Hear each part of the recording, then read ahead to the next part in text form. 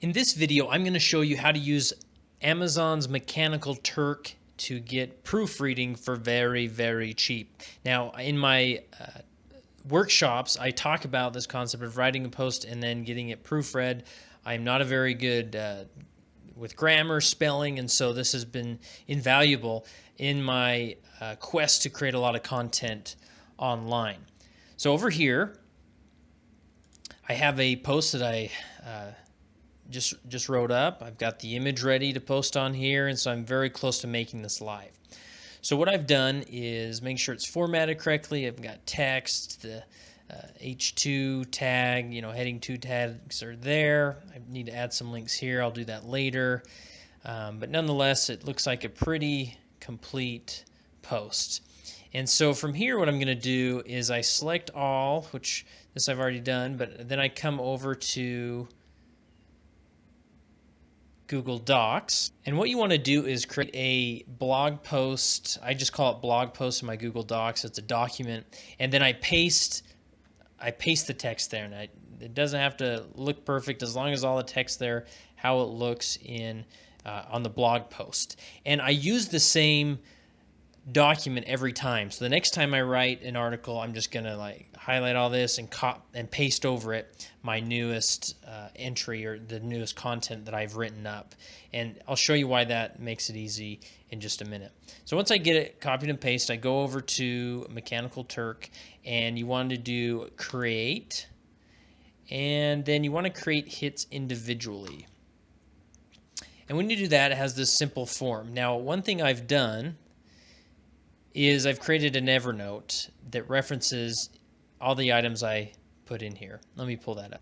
Okay, so here's the note that I have. I just call it Mechanical Turk for proofreading, and then it has all these items that I'm going to paste in there. So I copy the proofreading blog post, come back here, make that my title, and then I come back and do the same for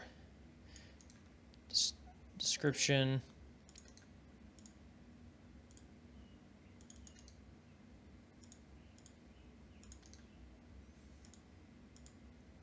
All right, so I get those filled in, and then the expires in. This just depends on you. I usually don't do days, I do hours. So I've done as little as 4 hours. That you can get some people that respond, but sometimes I have a full day, so I'll do 24 hours, or I'll do 12 hours is very common what I'll do. And this means that's how long this hit will be live for people to agree to doing. Okay, then I go back and I do my description, and this is where the link to the Google Doc becomes very important, because when I paste this in here, I use that same link in Google Docs. I'll go back here so you can see it. So this description, I say, please copy and paste the following text of this document. And then I put the link. Again, this link never changes because it's the same document. In order to get that link in Google Docs, you come here to share, and then you get shareable link, and that's where I get that. Okay, and so I include that in the form so that I don't have to change that every time I do a post. And then I say make any necessary edits to grammar, spelling, and sentence structure. Make all your corrections in red text. That's important to do because sometimes people just correct it and they don't tell you what they've corrected, believe it or not. When you are finished, upload the document in PDF format. All uploaded files that do not follow these exact instructions will be rejected. So sometimes I get people that don't upload it in a PDF format, they do a Word format, and it's just harder for me to do that. Personally, you can do however you want, but PDF really makes it easy to do. And so if they don't follow it correctly, I reject them. So, and then how many workers? So if you go back, you get that description in. I usually give them 1 hour. So that means that's how long, once they agree to doing it, that's how long they have to complete it. And then you want to click the file upload. So they'll have a place to upload a file. And then I generally shoot for 3 people, paying them anywhere from 25 cents to, I think this most recent one I think I did 35 cents. And that's just, again, it's pennies, and it really doesn't matter. And then you preview your hit,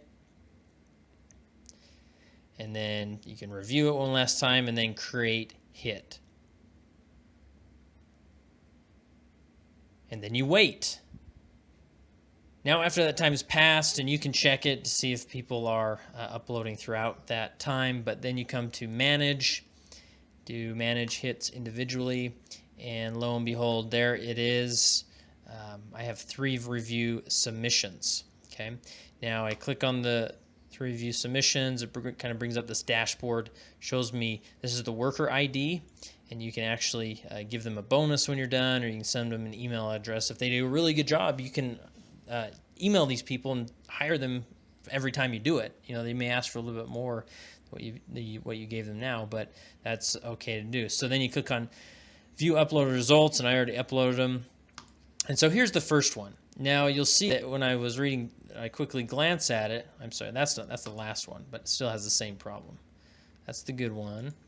All right, so this one I saw it, and I'm like, wow, that seems short. That's much short than I put it on the site. And I come over here, and sure enough, they have they missed a whole bunch of the article. They didn't scroll down for some reason. And so this would be one that I would reject because they didn't do all that I asked them to do. This other one did the same thing, where they only did part of the article. And so obviously that's not going to cut it. And they're, doing... You'll notice as you go through this, there's many people who you can tell that they're just not very good English speakers. And I don't know why they agreed to do the hit, because they're probably going to get rejected. But you can tell that they took our name and put a space in it when there's not a space to go there, though it is 2 different English words. So that one I'm going to reject. But this one actually turned out pretty well. They've got, I'm always missing where I put commas. This is a sentence I should have combined. Just little grammatical things that I just miss just from my writing and being focused in on the subject that I'm writing about. So, they told me when to cross things out and words to put in. It was very helpful.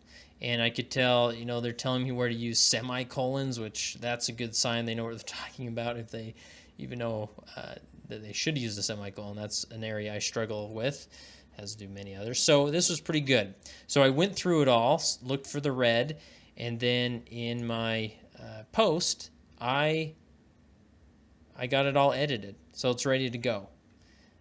And then I can go back to Mechanical Turk, and this one. So this one I'm going to reject. This one I'm going to reject. This one I will approve because it was the second one, and that didn't do it right. So, and then you'll kind of give a reason why.